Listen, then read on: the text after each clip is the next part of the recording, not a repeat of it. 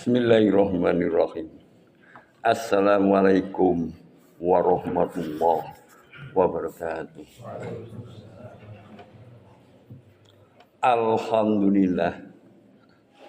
Alhamdulillahi hadana lihada wa ma kunna linahtadiya laula an hadana Allah.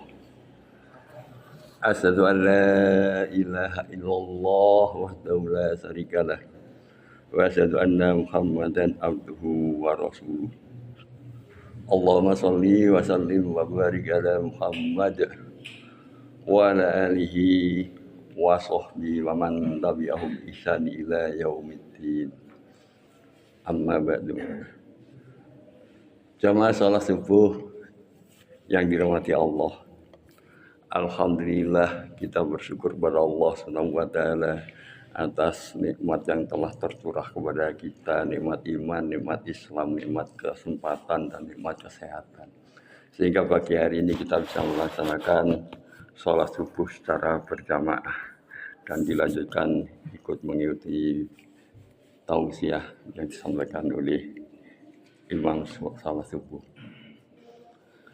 Jamaah sholat subuh yang dirahmati Allah, kita memahami bahwa keluarga itu merupakan cinta kasih dan ujian.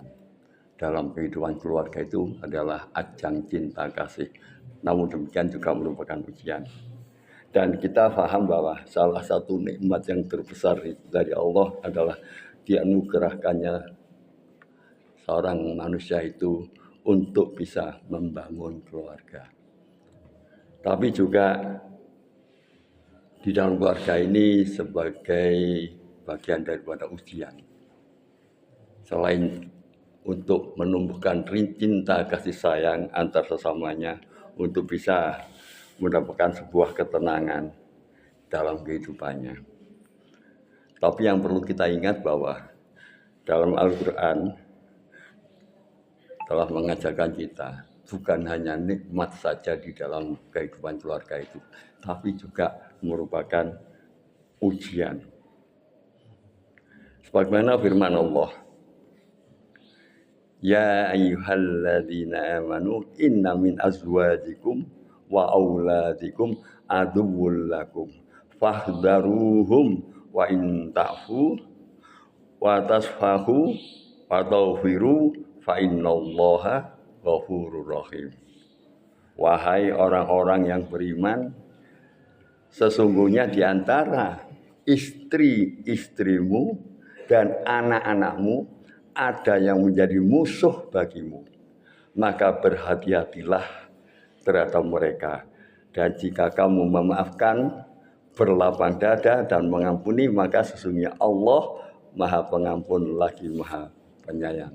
Quran Surat At-Taghabun. Tentu kita cukup terkejut ya. Di dalam Al-Quran disebutkan adu atau musuh. Di antara anak-anakmu, istri-istrimu adalah adu musuh. Nah, bagaimana kita mensikapi musuh ini? Kita melihat seorang ulama yang bernama Imam Fakhruddin Ar-Razi mengatakan, yang dimaksud musuh di sini bukan berarti anak-anakmu atau istri-istrimu dibenci, bukan. Tetapi musuh di sini adalah memiliki makna sebagai penghalang dalam kita melaksanakan untuk menjalani perintah-perintah Allah. Jadi bukan istri atau anak itu dibenci, tapi sebagai penghalang sehingga kita bisa melalaikan kewajiban kita, bisa melalaikan ketaatan kita, bahkan bisa menyeret kita ke dalam hal-hal yang berbuat dosa. Sebagaimana beliau berkata, yakni anna min azwajikum wa auladikum aduwwal lakum yanhau anil islami wa yabtuna anhu. Di antara istri dan anak-anak kalian ada yang menjadi musuh bagi kalian, yakni mereka menghalangi kalian dari Islam dan melemahkan semangat kalian dalam menjalankannya. Jadi ayat ini bukan perintah membenci keluarga, melainkan kita harus waspada. Selain kita sangat menyayangi, sangat mencintai, tapi kita harus bisa memahami cinta dan kasih sayang tadi jangan menjerumuskan kita kepada ketaatan kepada Allah atau melalaikan kewajiban kita. Bahkan bisa jadi karena cinta kasih yang buta tadi membuat kita terperosok ke dalam hal-hal yang hina. Banyak kita melihat seseorang yang tadinya alim sebagai kepala rumah tangga, alim, bagus ibadahnya, ketaatannya, karena cinta kasihnya kepada keluarga, pola tatanan ekonominya berubah akibat jabatannya meningkat. Tuntutan istri yang tadi sederhana karena kegiatan pengaruh sosialita yang negatif, apa yang terjadi? Merongrong suaminya dengan jabatannya tadi, supaya ngentit, supaya korupsi, minta ini, minta itu, akhirnya lemah pada tingkat keimanannya, jadilah dia koruptor. Atau karena rasa kasih sayang sama anaknya, apapun diturutinya, anaknya minta antarkan kemana aja dituruti, kalau nggak turuti khawatir anaknya marah. Waktunya hari Jumat, Pak aku antarkan ke sana. Loh sekarang waktunya Jumatan. Sudahlah Pak, nggak usah sekali-sekali, nggak usah Jumatan. Karena cinta kasihnya diantarkan, hilanglah Jumatannya. Bahkan banyak contoh-contoh lain karena cinta kasih kepada keluarga yang tidak terkendali. Atau cinta kasih yang tidak bisa membedakan, terseret ke dalam dosa. Seharusnya istri dan anak itu adalah sebagai motivator, sebagai pendorong kita untuk menjalani kehidupan yang lebih taat kepada agama. Inilah kita harus hati-hati di dalam membangun keluarga. Jadi yang perlu kita pahami, kalau kita lihat asbabun nuzul ayat ini turun adalah ketika para sahabat Rasulullah untuk diajak bersama-sama menjalankan hijrah ke Madinah. Banyak di antara para sahabat itu yang digandoli oleh anak istrinya. Bahkan di dalam dirinya mengatakan, boleh Bapak menjadi Islam, aku tidak keberatan.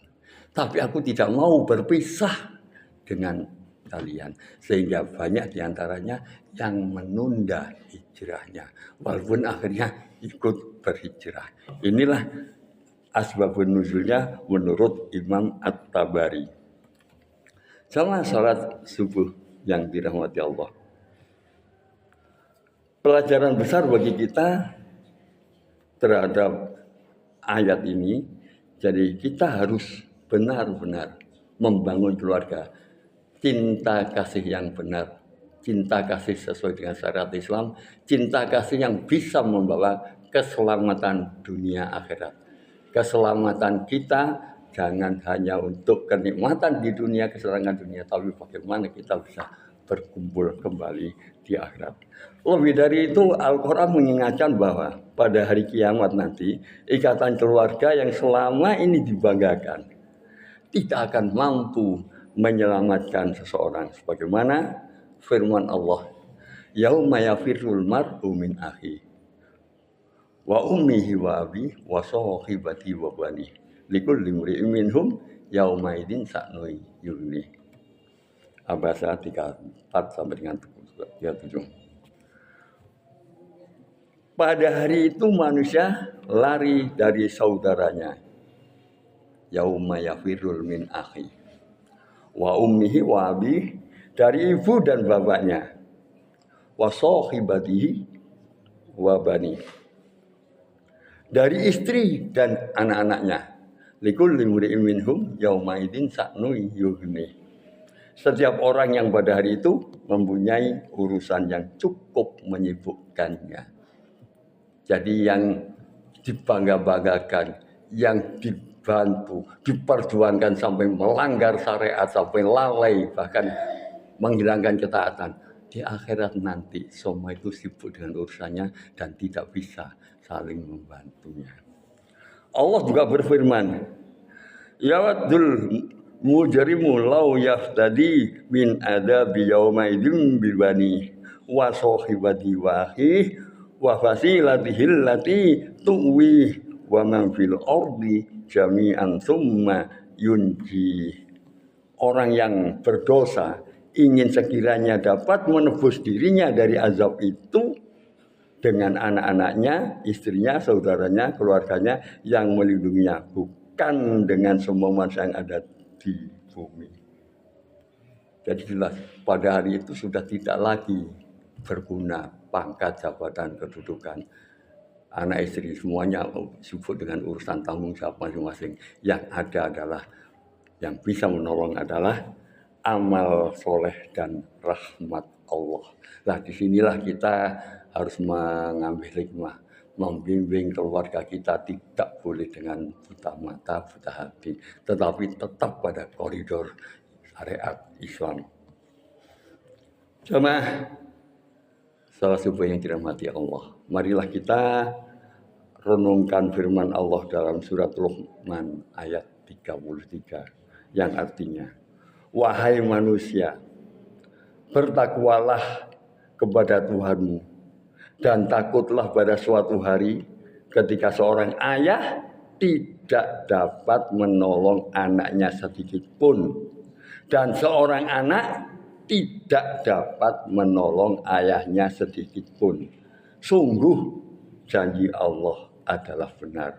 Maka janganlah kehidupan dunia memperdayakan kalian. Dan jangan pula kalian diperdayakan oleh setan terhadap Allah. Oleh karena itulah, mari kita memohon kepada Allah agar menjadikan keluarga kita sebagai penyejuk mata dan penolong dalam keadaan ketaatan. Rabbana hablana min azwajina wa dzurriyyatina qurrata a'yun waj'alna lil muttaqina imama. Aqulu qouli hadza wa astaghfirullahal azim li wa lakum wa lisairil muslimina fastaghfiruhu innahu wal ghafurur rahim. Assalamualaikum warahmatullahi wabarakatuh.